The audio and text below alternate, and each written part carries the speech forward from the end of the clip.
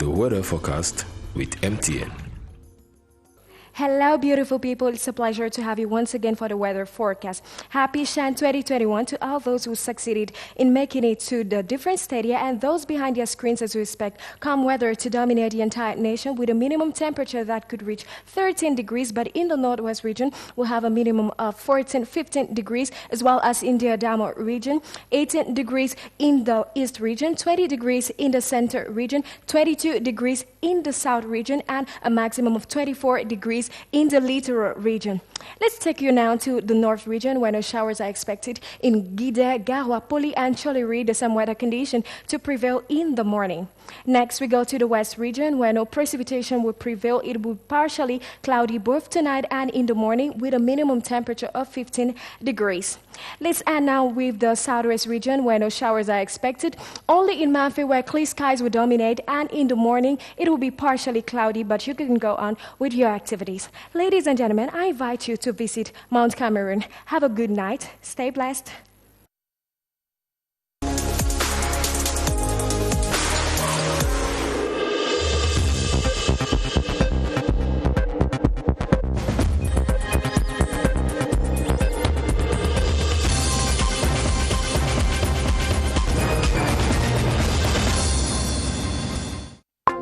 United Councils and Cities draws an ambitious 7-year national roadmap, laying emphasis on infrastructural development, local economic boom, and improvement of managerial skills of local governments.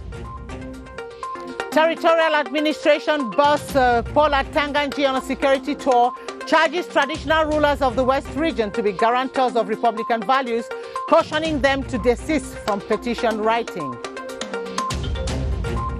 Intermediate Lions of Cameroon charge for a victory against the Stallions of Burkina Faso in a crucial last Group A derby, which will determine if the Lions qualify for the quarterfinals of the African Nations Championship. And those are top stories. Good evening. Thanks for joining us on this edition of the 7:30 News. I am Gladys Tata on Anchor.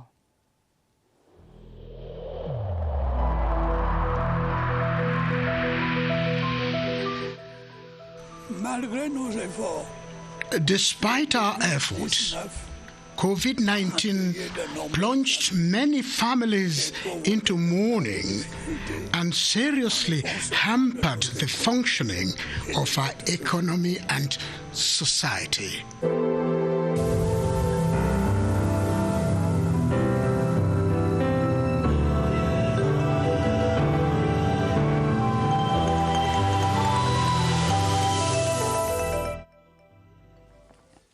The United Councils and Cities has adopted a 7-year roadmap which incorporates a development agenda for councils in the country. The network of councils has an ambitious plan to improve managerial capacities of local councils and liaise with government and partners like the European Union Commission to acquire funding for some local projects which will reduce poverty and improve livelihoods. Beatrice Losamba completes the story. An ambitious roadmap for councils in Cameroon in the next 7 years. Road, lodging facilities, water, electricity, health, and other infrastructural projects.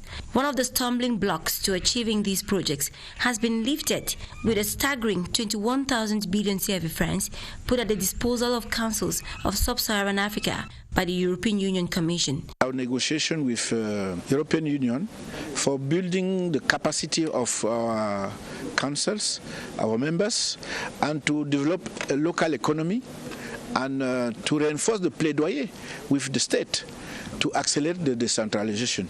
Standing in the way to achieving these dreams, however, are poor managerial skills and other administrative bottlenecks which mayors are advocating against. The councils are now all semi-autonomous bodies. However, if you read that law in between the lines, you see there are still some obstacles wherein you need clearance from certain ministries. And to crown it all, the mayors know they will have to be proactive to achieve improved livelihoods for their communities. Be it sports or municipal leisure infrastructures, they are all prerequisites for local residents to satisfy their collective and individual needs relating to sports and exercising. However, Cameroon lays emphasis on developing sports infrastructure at the national level to the detriment of municipal infrastructure. If local authorities implement Article 162 of the General Code of Regional and Council Authorities, something positive can be made, as Constantine Baum explains in this report that follows. At the national level, Cameroon can pride itself with sports infrastructure of international standards that has enabled the nation to host international tournaments. As the nation strives for emergence, municipal authorities have to fine-tune their strategy to fall in line with the national vision as well, directing necessary resources for the building of multifunctional sports facilities. Municipalities don't have playgrounds, and where such playgrounds exist, they are not of standards. If there were better municipal sports facilities, one wouldn't find these pupils playing an official FENASCO B qualification game on this kind of pitch at the nation's capital, a situation decried by the teachers as such pitches expose the pupils to more harm. There are serious consequences for the development of the youth if local authorities neglect the development of sports infrastructure. The code is conscious of the fact that most municipalities don't have the means to carry out such projects because sporting infrastructures, they are expensive projects to be carried out. In its Article 10, municipalities can carry out the realization of certain projects of this magnitude in partnership. The African Nations Championship is an eye-opener to some mayors. I hope that in our cities we will have means to achieve this kind of project. We hope that decentralization will help us. Sports facilities represent one of the basic conditions to be met in order to let the local residents satisfy their collective and individual needs related to sports and exercising. Over in Garoua, the president of the North Regional Council has taken the engagement to serve the people with loyalty and integrity for the development of the region. Alim Buka took the commitment during his swearing-in as president of the council at the Garoua Court of Appeal, presided over by the president of the court, Halidou Buba. Wilson Mengole reports from Garoua. Alim Buka raising his right hand before God and man at the Garoua Court of Appeal, taking the oath of office as president of the North Regional Council. The North Regional Council president already has a plan on how to take the region forward in its development drive. We have 5 years to show our willingness. We have 5 years to show that we are able to work for that people. That people that has given us all. We are aware of what is waited to us. We are aware of our task. The 60-year-old former custom officer and best graduating student of the 1991-1993 batch of the National School of Administration and Magistracy (ENAM) is thus aware of the tasks ahead of him as far as the socio-economic growth of the region is concerned. The 2021 budget of the National Commission for the Promotion of Bilingualism and Multiculturalism stands at close to 3 billion CFA francs. The budget was examined and adopted in Yaoundé during the first biannual session of the National Commission, convened and presided over by the chairperson, Peter Mafani Musonge. Kilian Dandifon reports on the priorities of 2021 budget and other preoccupations of the Musonge Commission. The priorities of the National Commission on the Promotion of Bilingualism and Multiculturalism for 2021 are covered under already well-defined programs. The program of bilingualism, the program of multiculturalism and living together throughout the country. And then there is the program of governance and support of the institution itself. That means coordination of the activities. These programs will be executed with an annual budget of 2,980,000,000 CFA francs, examined and adopted Thursday during the first biannual session. The Commission also looked at how best to manage its staff for optimal output, especially with the plan to make regional branches functional this year. The Commission chairperson warned that 2021 would be a challenging year, but implored his collaborators to meet such challenges. On to one of our headline stories. Some traditional rulers in the West region who put up anti-Republican behavior recently have been called to order by the Minister of Territorial Administration, Paul ATANGA. This was during a meeting in Bafoussam that brought together traditional rulers of the West region. Ebenezer Akanga is trailing Minister ATANGA. Here's his report. In his preliminary statement, the Minister of Territorial Administration, Paul ATANGA, condemned in very strong terms the attitude of some traditional rulers of the West region who wrote a memorandum to the head of state and published it in the social media even before he received it.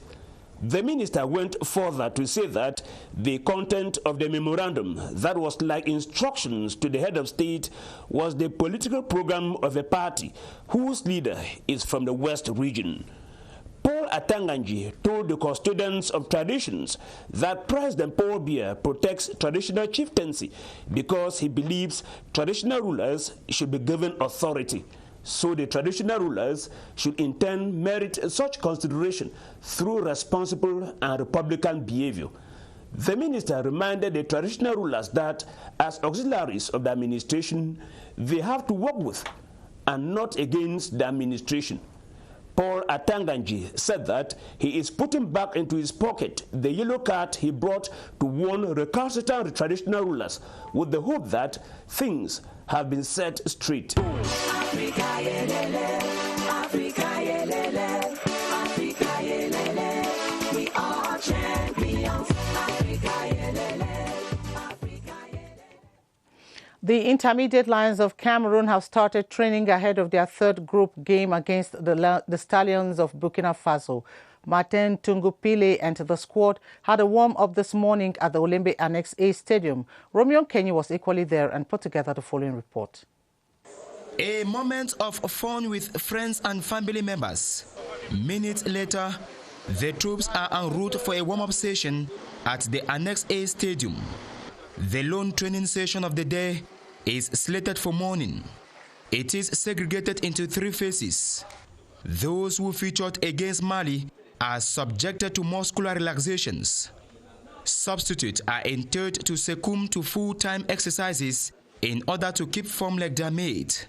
The injured, like Jacques Zoua, will undergo a medical checkup after jogging round the green turf.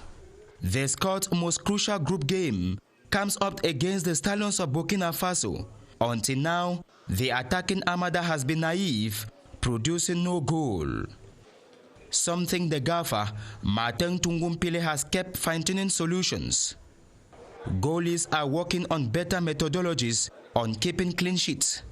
There will be no room for mistakes in the next outing. In all, optimism reigns in the den. The man who has become goal scorer for the Intermediate Lions lived up to expectations, scoring the lone goal for the team in yesterday's match against Mali. Banga Binjeme's family was on the pitch to watch him perform live, and shortly after the games said they were proud of the show he put up. Romeo Kenny once again followed the striker's family throughout the match. Here's his report. Banga Bijime's family home in Ekundum. It is match day. 6 minutes into the game, the lad nets the first goal for country. Time for celebration.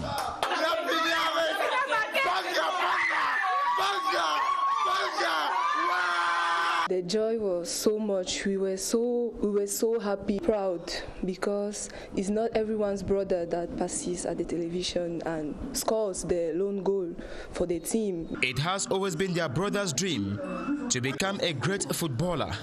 No doubt he is nicknamed Seigneur. When he started, he was not yet a professional, and we believed in him, believed in his dreams, and now that he's accomplishing that, we are very happy for him. Although the encounter ended on a 1-1 draw, Banga's family members remain optimistic the defender will still raise country's flag high in their last group match against Burkina Faso. Let's now take you over to the Japoma Stadium in Douala, where the Democratic Republic of the Congo and Libya just separated on a 1-1 tie. Our reporter Clarice C. joins us live to comment on the match a few minutes before the Niger-Congo-Brazzaville game in the same stadium. Hello, Clarice. and welcome to the mixed zone of the Japoma Stadium, where the 11th encounter of the ongoing African Nations Championship has just ended. Libya was clashing the Democratic Republic of Congo. At the end of that game, 1-1 on both sides of the turf. The goal from the Democratic Republic of Congo came in the last seconds of extra time, and it was scored by Nathan Ernest Luzolo after their fans had already lost hope because Libya had scored the opener during the first half of the encounter. The goal was scored by the Libyan captain for the day, Hussein Mouetas, who had replaced the actual captain, Abubakar, who had been injured during their last game. So at the end of the day, the DRC is towering Group B with 4 points, followed by Libya with 2 points. The next encounter for the evening is scheduled to begin at exactly 8 p.m. and Niger will be facing Congo Brazzaville. We are at the mixed zone waiting for the players to finish from their presses and of course have a few minutes to give to the pressmen. You can see behind me, and when they do, you will be the first to know. From the mixed zone of the Japoma Sports Complex, I am Clarice for the 7:30 News. Thank you very much, Clarice, for those updates at the Japoma Stadium in Douala. And Cameroon has scored points with what most people have described as its magnificent stadium architecture, from the 50,000 Japoma Stadium of Douala through the Novet Mahija Stadium and the Olembe Stadium, known for its splendor that visitors cannot help staring at. Apart from the different matches which have entertained Chan lovers, the stadiums have been the center of attraction right into social media platforms, as Sali Sona Tafaha tells us in this report. Quality stadiums, especially the training grounds. As a coach, I am pleased. Coach Florent Ibert of the Democratic Republic of Congo, wowed by the outstanding beauty of stadiums and the magnificence of Cameroon stadiums attract likes, shares, and positive comments to Concord. Many a visitor has fallen to the charm. A passerby would stop and stare. Les voici ces stades, ils sont très beaux évidemment. The stadiums are simply beautiful. My team manager spent the week visiting stadiums in Cameroon and he was marveled. The most authoritative voice of the African football was held spellbound. Cameroonians need to be proud of their stadiums. They are of international standard. Japoma Splendor, the impressive 50,000-seater stadium, seems to be the most seductive. Its beauty has been reported on Twitter and Facebook. A visitor has to be reminded they are in Japoma and not the Old Trafford in the UK. Japoma transmits great character like this one. The Guinean Minister of Sports and Culture has encouraged the Guinean squad taking part in the ongoing African Nations Championship in Limbe. Fodeba Isto Keira says the players should do their best to emerge champions of the competition. He made the appeal during a cultural night in Limbe, organized to motivate the players for their victory against Namibia. Guy Roger Nana tells us more.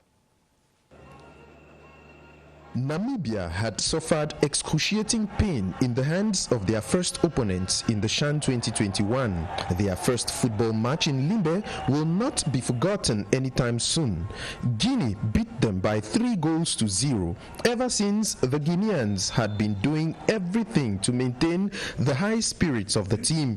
The Minister of Sports, Culture and the Historical Patrimony of Guinea paid a visit to his boys. The team and the sports boss of Guinea were thrilled to a mini cultural gala in Limbe.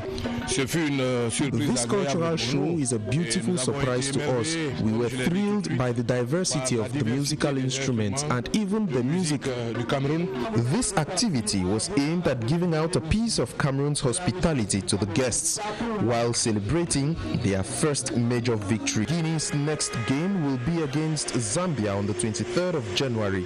Zambia equally won their first game in Limbe against Tanzania. Both teams have 3 points. Africa, yelele, Africa, yelele, Africa, yelele. We are champions. Africa, yelele.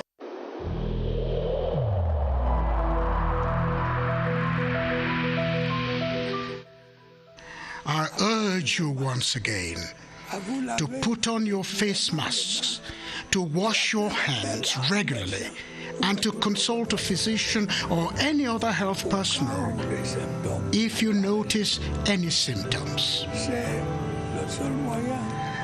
This is the only way to save lives and to curb the spread of the virus.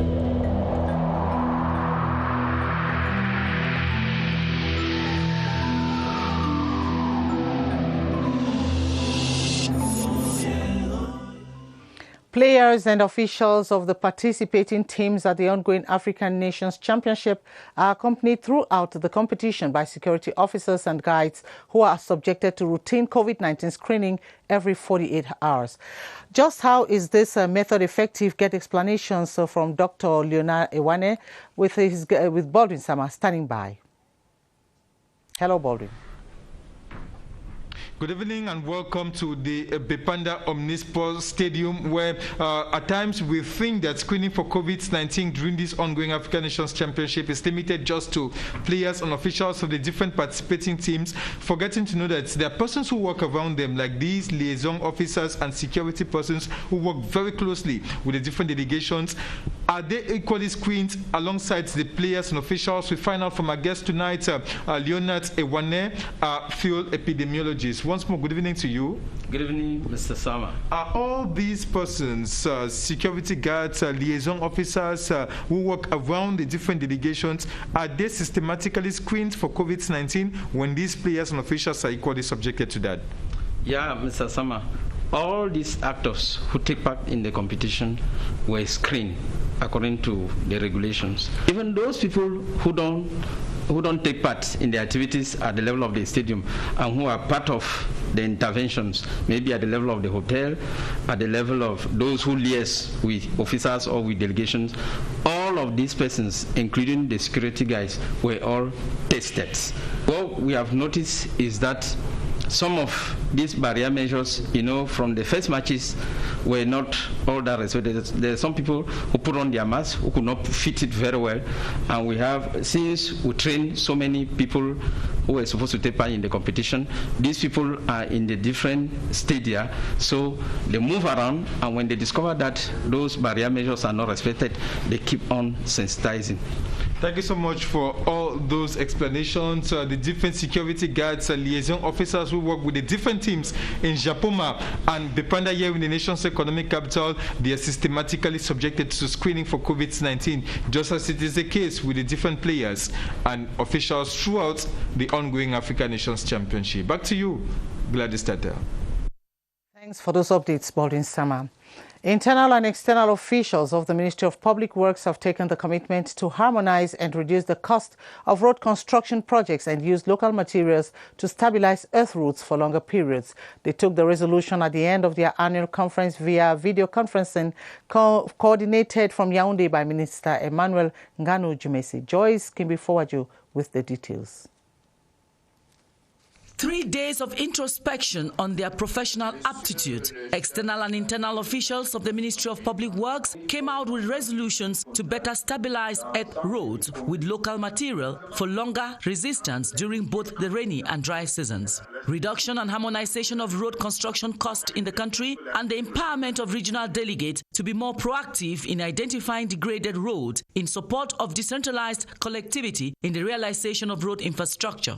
We have more than 92,000 kilometers of paved route. We have ourselves to give means to avoid, the suppression of the traffic by still using the web, but reinforcing with our technical know-how. These were all hashed after highly interactive video conference with each official contributing. A resume of all their proposals were filed by the ministry's Secretary General as a catalogue. Rendezvous has been moved from an annual to a trimestral conference to ensure a better follow-up of their activities and make adjustments where necessary for the health of the Cameroonian road infrastructure. Cameroon's business operators are bracing up for a business meeting that will group investors across the globe in Istanbul, Turkey, in June this year. In a press briefing in Yaoundé today, business people were encouraged to register for that appointment, which will give them opportunities to sign fruitful deals. Luma Slim Davis reports. With Cameroon's ambition to achieving economic emergence by 2035, Turkey provides opportunities for Cameroonian business operators to achieve their diverse goals. Turkish government want to promote business contact with Africa. We want to accompany government and African company to have a business contact. This event is the opportunity for African company. The sectors on focus are infrastructure, heavy industry, energy, textile, and construction, amongst others. Turkish have a very big market for Cameroonian product. We want to develop industrial sector. Turkish have many machines. We can come to industrialize Cameroon. Invest Africa Forum in Turkey intends to be a strategic meeting and exchange platform for integrated promotion of investment in Africa. Some communities in and around the town of Mamfe in Manu division of the Southwest region will henceforth be spared of health-related diseases due to lack of potable water. Honorable Dr. Ebanga Joanna Agbontui, MP for Mamfe Central and Upper Banyang, has constructed and handed over to the Mamfe Council the first ever solar-powered borehole. Bridget Bassam reports from Boya. The commonly used slogan, "Water is life," ties with the tag on Honorable Dr. Ebanga Joanna Agbontui, who brings back life to Mamfe following the construction and handing over of the first ever solar-powered borehole in Mamfe, a project which comes at the right time. It was inconceivable for people to live in this era without water, without electricity, and sometimes even without network to communicate. Described by various speakers at the borehole inaugural ceremony like St. Luke of old in the Bible, Honorable Dr. Agbontui's gesture cannot go without appreciation. This is where we belong for water. We move kilometers to have water to drink. And for the short time before the handing over of this water, we have really helped the community a lot. I call upon all the elites to do the same, to come closer to the population at the grassroots. The inaugural of the borehole project marks the beginning of better things that will benefit the population from Mamfe Central and Upper Banyang in Manu Division. The sum of 250 billion CFA francs has been put at the disposal of small and medium-sized enterprises thanks to a partnership accord signed between the government and the Société Générale Cameroun Bank. The financial aid is to serve as relief to these enterprises which have been brought to their knees by COVID-19 pandemic. Colette Jani reports from CRTV Center. Accessibility, reliability, fidelity and proximity. These are just some of the advantages that the leading player in the Cameroonian banking sector, Société Générale du Cameroun, won all its customers in Chang and environs, including university students, to enjoy. Our goal is to be closer to our customers. And Chang being the second biggest city in the West region, it was due time for us to settle in Chang. Given that customer satisfaction is one of management's topmost priority, quality, flexible and innovative products tailored to the needs of all customers are available, accessible even online. In this market have Yup, which is an electronic wallet that we make at the disposal of our clients and non-client as well. And we also have a Connect, which is a bank application that enables customers to take a look at their bank statements, that enable them also to make bank transfers. All customers are welcome to the new branch offers except the coronavirus. This explains why Société Générale du Cameroun has put in place a well-defined strategy to bar the way against the deadly pandemic. Entrance of all the branches in Cameroon, we take the temperatures of our clients. We also have solutions, so that they can, clean up their hands. Municipal and administrative officials present on the occasion to officially inaugurate SJC's 4th branch office in the West region praise Maremba NJI for bringing the bank closer to the locals for equal opportunities. And that was Kelvin Nembo reporting there in Bafoussam. The East region, known as the most vast in Cameroon, is home to endangered wildlife species as much as it is a rich forest area. One of the national wildlife parks the host region hosts is on the spotlight in this newscast. The Deng Deng National Park near Belabo in the Lom and Jerem division draws tourists like a magnet. Visitors to the park can stop along the way to admire the Lompanga Dam, as we hear in this report by Elizabeth Mbombone Agbo of CRTV East.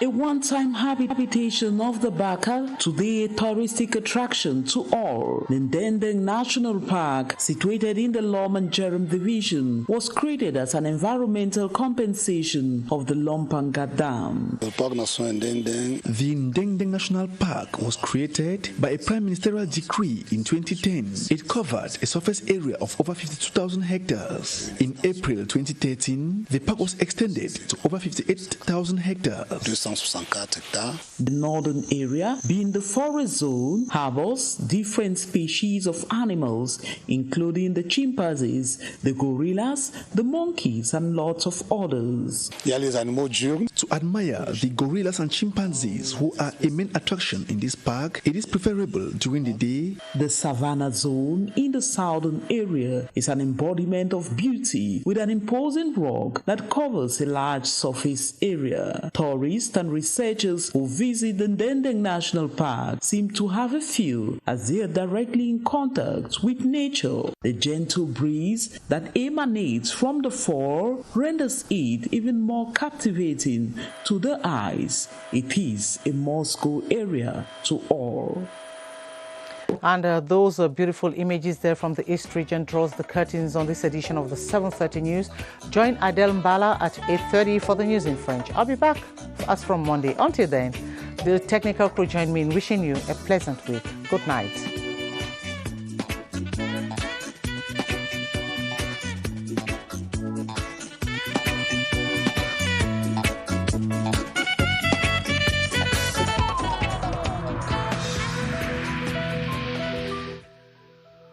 I have personally observed that most of our fellow citizens no longer comply with the protective measures prescribed by the government.